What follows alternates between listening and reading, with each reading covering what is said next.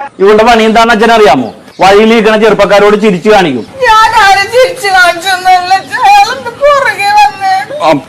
അച്ഛന് പ്രാന്താണ്, അവളുടെ പുറകെ വന്നാ. നാട്ടിൽ പെണ്ണ് തീർന്നിരിക്കാനല്ല, ഇവളുടെ പുറകെ നടന്നിട്ട് ഇഷ്ടമാണെന്ന് പറയുന്നു. എടാ, അവൻ ഇവളുടെ പിറകെ വന്ന് പ്രേമാഭ്യർത്ഥന നടത്തിയപ്പോഴേ ഇവള് പറ്റില്ലെന്ന് പറഞ്ഞപ്പോ അവൻ പെട്രോൾ മേടിക്കാൻ പോയത് നീ അറിഞ്ഞാ?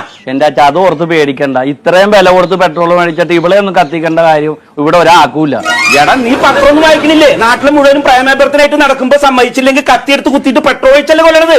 എന്റെ മോൾക്ക് എന്തെങ്കിലും സംഭവിച്ചാലാ? എനിക്ക് പെണ്ണായിട്ട് വന്നേ ഉള്ളൂ, നീ ഇനി പോകണ്ട ഇവിടെ നിന്നോ. എന്നിട്ട് അവള് പണിക്ക് പോയിരുന്നിട്ട് ഇവിടെ കുടുംബത്ത് പട്ടിണിയാകാൻ അച്ഛൻ പോവോ പണിക്ക്? എടാ, മീശ മുളച്ച ആളുകളെ നീ നിനക്ക് പണിക്ക് പോയിക്കൂടെ? അതിന് എനിക്ക് പ്രാപ്തിയായ നിങ്ങൾ ആരും ചെയ്യണ്ട, ഞാൻ പോയിക്കോളാം. എനിക്ക് പെണ്ണായിട്ട് വന്നേ ഉള്ളൂ, ഞാൻ ചെന്ന് ചോദിക്കാൻ മാത്രല്ല, വേണ്ടുവന്ന് അവനെ കൊല്ലും ഞാൻ. അച്ഛൻ ഇങ്ങനെ വന്നേ ഇനി അച്ഛൻ പോകണ്ട, അച്ഛൻ ഇവിടെ ഇരി. അച്ഛൻ ഇവിടെ ഇരി. അച്ഛൻ പോണതിന് മുമ്പ് ഞാനൊരു കാര്യം പറയാം. എന്തായാലും അവന്റെ കൈ കൊണ്ട് ചാവും. കാവൊന്നുമില്ല, ഞാൻ അവനെ കൊന്നിട്ട് വരും. ഞാൻ കൊന്നാലും കൊന്നില്ലെങ്കിൽ ഈ സ്വത്തിന്റെ കാര്യത്തിൽ ഒരു തീരുമാനം നോക്കിയിട്ട് അച്ഛൻ ചോദിക്കാൻ പോയിക്കോളും. അച്ഛനോട് വർത്താനം വിട്ട് ഒരു കാര്യവും. അച്ഛനെ ധിക്കരിക്കണ്ടെന്ന് ഓർത്ത് ഇതെല്ലാം സഹിക്കാണ്.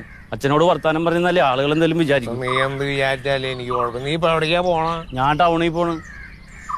ഈ ചട്ടി ഇട്ടോ, മുണ്ടിന്റെ അടിയിലിടാനുള്ള ചട്ടി മാത്രം ഇട്ടിട്ടാണ് അപ്പോ നീ ടൗണിലേക്ക് പോണ? അച്ഛൻ ഇതാണിപ്പോ എല്ലാവരും ചെറുപ്പക്കാരും ഉപയോഗിക്കണത്. എടാ, നാട്ടുകാര് കണ്ടാ എന്താ വിചാരിക്കുക? ഈ ആദ്യ സാധനം ഇട്ട് പുറത്തു പോയാല് ഇവരെന്ത് വിചാരിക്കാൻ? ഞാൻ എടാ, അതാ നോക്കി ഇവിടെ കൂലിപ്പണിക്ക് വന്നവനാ അവന് ഇട്ടുണ്ട് ഒരു ചട്ടി. അതിന്റെ മുകളിൽ നാണം മറക്കാൻ ഒരു മുണ്ട കൊടുത്തേക്കണണ്ട.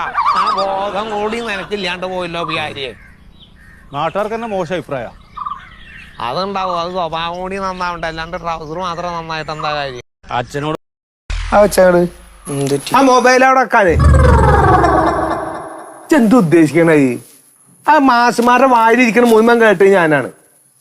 ഇജ്ജ് എന്തിനാ ഇവിടുന്ന് പോണ? പഠിക്കണില്ലേ? അവിടെ വല്ലതും പഠിപ്പിക്കണ്ടേ?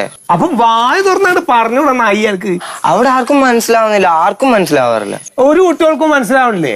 ആകെ പഠിപ്പിക്കുന്ന മനസ്സിലാവും നമ്മുടെ ഉണ്ണിസാറിന്റെ. എന്താ ഉണ്ണിസാർ എന്താ എടുക്കണേ? കോമഡി. കോമഡിയോ? അങ്ങനെ ഒരു ദിവസം ഉണ്ടോ അവിടെ? സാറന്മാരില്ലാത്ത സമയത്ത് അതാണ് ഞങ്ങളുടെ സബ്ജക്ട്.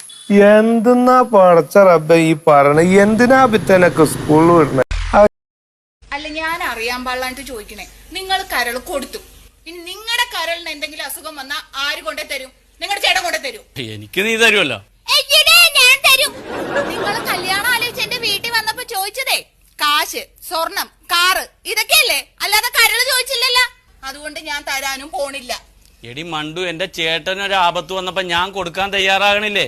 അപ്പൊ നിന്റെ ഭർത്താവായ എനിക്കൊരാവശ്യം വന്നാ നീ തരണ്ടേ? അത് ചോദിക്കണോ? അത് തരൂല്ലെന്ന്. എന്റെ കരളും പ്രതീക്ഷിച്ച് നിങ്ങൾ കൊണ്ടുപോയി നിങ്ങളുടെ കരള് കളയണ്ട. ഞാൻ പോണേണ്, നിങ്ങൾ കൊണ്ട് കൊടുക്കും.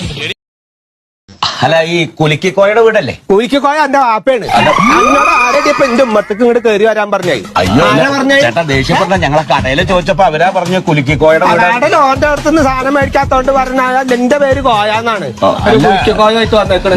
കാണണമെങ്കിൽ ഗേറ്റ് തുറന്ന് ഇങ്ങോട്ട് തന്നെ വരണ്ടേ? ഗേറ്റ് തുറന്ന് ഇങ്ങോട്ട് വരണ വെച്ചിട്ടുണ്ടെങ്കിൽ എന്നോട് ചോദിക്കണേ. എന്നോട് ചോദിച്ചിട്ടോടെ എന്തപ്പോ നിങ്ങളുടെ ആവശ്യങ്ങൾ പെടുന്ന വരുന്നേ? ഞങ്ങള് വില്ലേജ് ഓഫീസിൽ നിന്ന് വരികയാണേ. എന്താ വില്ലേജ് ഓഫീസർക്ക് ഇണ്ടോടെ? അല്ല, അതെ, ഈ ഒറ്റത്തവണ നികുതി അടയ്ക്കുന്ന കാര്യം സംബന്ധിച്ച് സംസാരിക്കാൻ വേണ്ടി വന്ന. ഒറ്റ തവണ എന്റെ ഉമ്മത്തേക്ക് ഇങ്ങോട്ട് കയറിയാൽ നിങ്ങളുടെ കാലിന്റെ കൊട്ടി തല്ലി മുറിക്കേണ്ടാണ് ഞാൻ.